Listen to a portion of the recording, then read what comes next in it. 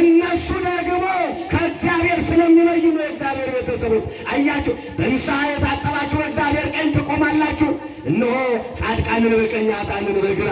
በዚህ ያለ ምን ችግር አለው እያላችሁ ደግሞ ምን ችግር አለው እያላችሁ ደግሞ ሕይወታችሁን በንዝላልነት የምታስኬዱ ሰዎች ደግሞ ዋጋችሁን ታገኛላችሁ።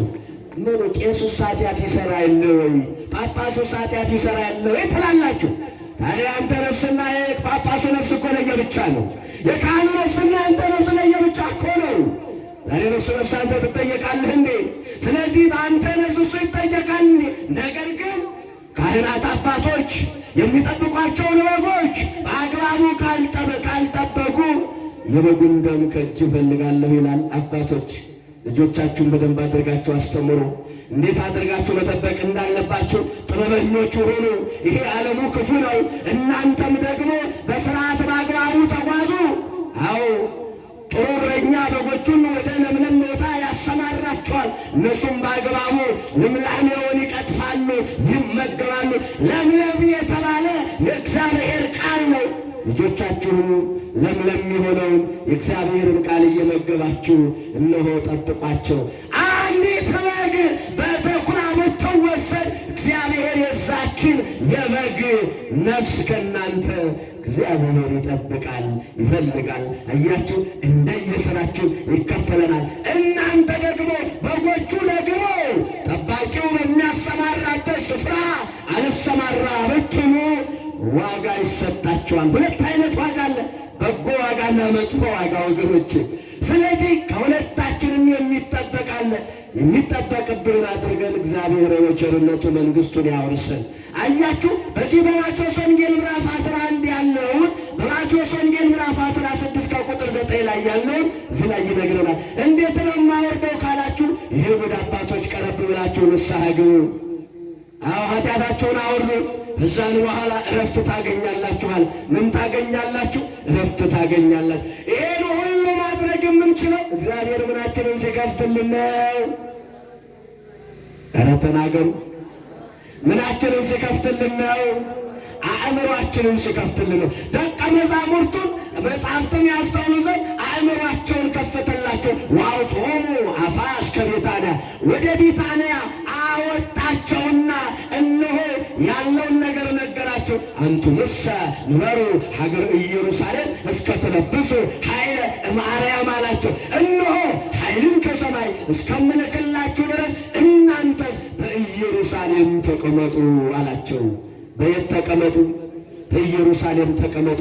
ይሄ ፍርሃታችሁን የሚያስወግደውን፣ ይህን ጥርጥራችሁን የሚያስወግደውን፣ ይህንን በላያችሁ ላይ ያንዣበበውን ነገር የሚያስወግደውን መንፈስ ቅዱስን እስከምልክላችሁ ድረስ እናንተም በኢየሩሳሌም ተቀመጡ አላቸውና እጆቹን አንስቶ ባረካቸው ይላል። ምኖቹን አንስቶ ባረካቸው?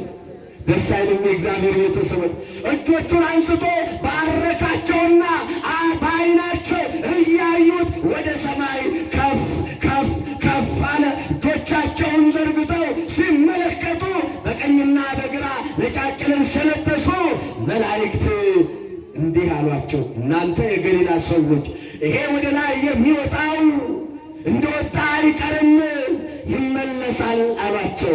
ይመጣል፣ ዳግም ይመጣል አሏቸው። መቼ ይመጣል አሏቸው? መቼ ይመጣል አሏቸው? ዳግም ይመጣል። ይህንን ዓለምን ይጠቀልል ቅድም የጠቀስኩላችሁ በማቴዎስ ወንጌል ምዕራፍ 25 ከቁጥር 31 ጀምሮ ያለውን ስታነቡ ዳግም ይመጣል። ዕለተ ምጽአት የዓለም ፍጻሜ ሊሆን ክርስቶስ ይመጣል፣ ለፍርድ ይመጣል። እዛም በኋላ ነው ጻድቃንን በቀኝ ኃጥአንን በግራ ሊያቆም እንዳያችሁት እንደሄደ አይቀርም ይመጣል። እዛም በኋላ ደመና ተቀበለችው ሰወረችው ይላል እግዚአብሔር ቤተሰቦች። እነሱ ወደ ኢየሩሳሌም ተመለሱ። በቤተ መቅደስም እየጸለዩ ኖሩ። ያ ይላክላችኋል የተባሉት ነገር እስከሚመጣላቸው ድረስ እነሆ ከ10 ቀን በኋላ እንዲያውም እንዲህ አላቸው፣ ከጥቂት ቀን በኋላ በመንፈስ በመንፈስ ቅዱስ ትጠመቃላችሁ ብሏቸው ነበረ። በመንፈስ ቅዱስ ትጠመቃላችሁ፣ መንፈስ ቅዱስን እልክላችኋለሁ አለ።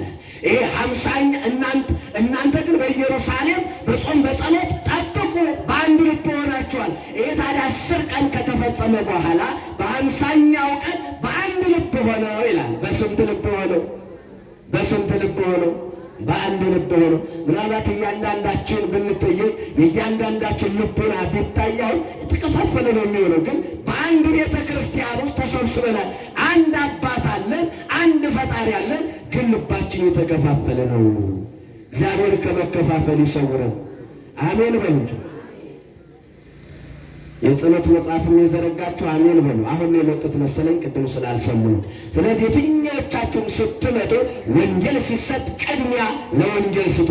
ወንጌሉ ካለቀ በኋላ የግል ጸሎታችሁን ማድረግ ትችላላችሁ። ይሄ መለመድ ስላለበት ነው።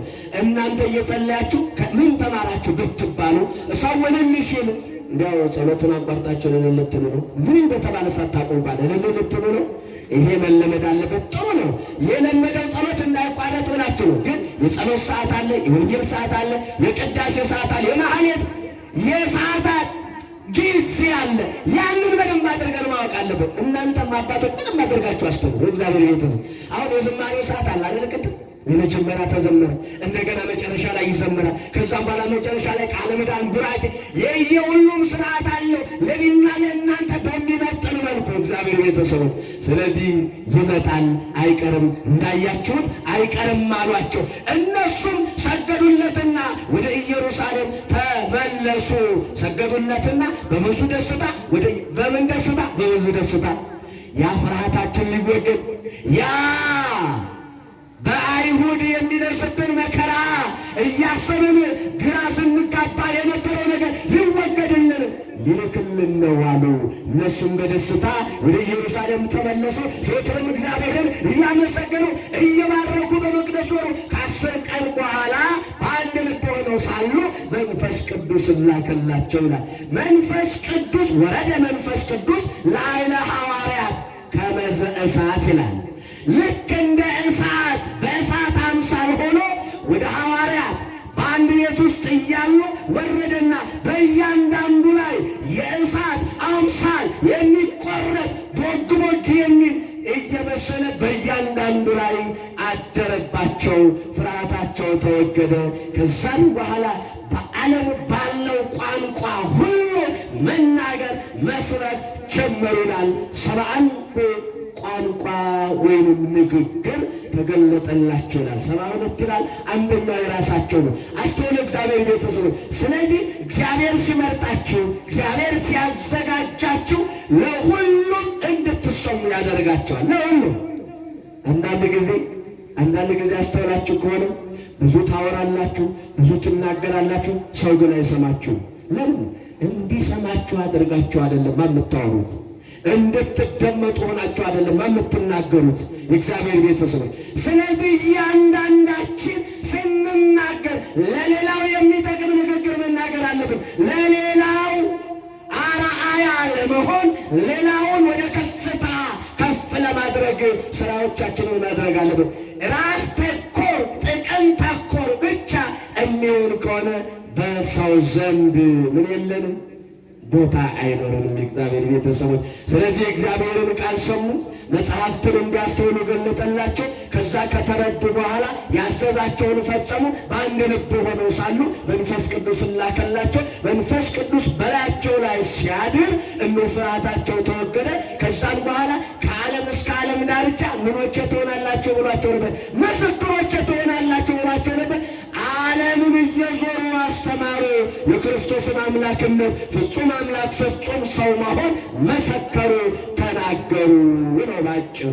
ስለዚህ የጌታችን የአምላካችን የመድኃኒታችን የኢየሱስ ክርስቶስ ከሰማያት ሰማያት መውረድ፣ ከድንግል ማርያም መወለድ፣ በምድር መከራ መቀበል፣ እነሆ ከምድር ወደ ሰማይ ማረግ ለእኔና ለእናንተ ነው። ነገር ግን ለክርስቶስ አረገ ወጣ ይባልለታል። አምላክማ በዓለም ብሎ አይደለ ወአርገ ከማያለብ እርገተ ጻድቃን የኔንና የእናንተን እርገት ያረጋግጥ ዘንድ ክርስቶስ በሥጋ ወደ ሰማይ አረገ። ስለዚህ እኛም እናርጋለን ማለት ነው። ያስተማረን የገሰጸን የመከረን ልዑል አምላካችን ስሙ ዛሬም ዘወትርም ለዘላለሙ የተመሰገነ ይሁን። የትምህርታችን ርዕስ ምን ነበረ? እጆቹን አንስቶ ምን አደረጋቸው? ባረካቸው።